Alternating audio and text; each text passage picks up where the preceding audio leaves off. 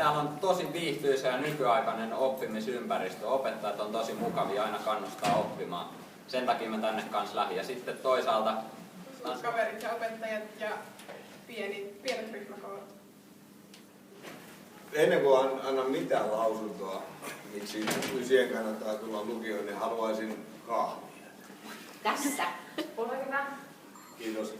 Ja tämä kertoo, että lukiossa on opettajat auttaa myös opiskelijoita, mutta tietysti pääasiassa kollegoita.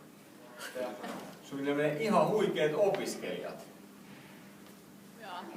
hyvät keittiötädit! No niin. Mä revittelin jotain. Täällä Vääksyssä on tosi hyvät lähiliikuntamahdollisuudet.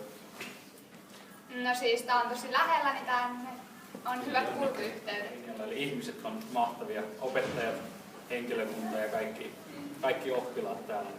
Ja sitten tietysti jos ilmailu kiinnostaa, niin ilmailulinja on loistava. Risto Pykälä hyvällä johdolla.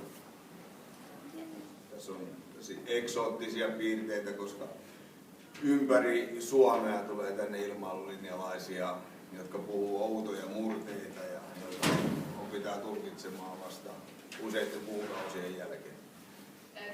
Ja sitten täällä on tosi kiva ihmisiä ja kaikkea kivaa. Ja ainakin omalle kohdalle täältä löytyy ilmailulinja, mikä kiinnostaa. Ja siellä sitten ole oikein loistava paikka. Ryhmähenki, se tulee niistä ihmisistä, mutta ryhmähenki on niin kuin tämmöisessä pienessä lukiossa aivan mahtavalla tasolla. Kiitos. Ja opetus on korkeatasosta. Vääksy yhteiskouluun sen vuoksi, että täällä on tiivis yhteisö sekä opettajilla, mutta ennen kaikkea opiskelijoilla. Opettajat on asiansa osaavia.